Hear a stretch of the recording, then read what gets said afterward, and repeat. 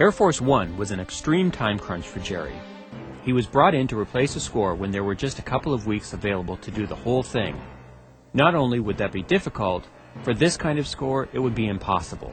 Jerry never had help. He always wrote every note of every score himself, up to this point.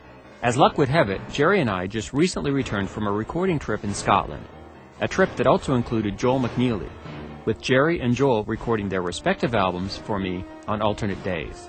They even ended up sharing a session at one point, when finishing Patton required Joel donating what turned out to be about 90% of one of the 2 sessions he had to record out of Africa. Somehow everything got done, and Jerry and Joel now knew each other. So when it really came down to needing someone else to help him finish the Air Force One score on time, which was an idea Jerry didn't like much at all, he did agree if Joel McNeely would do it. Everyone was under the gun the whole time, but the new score was a spectacular success. From the end of the final session, I needed to have finished CDs in hand in about 8 days. So Jerry and I were putting the album together as cues were being recorded, leaving space for some cues that hadn't even been written yet.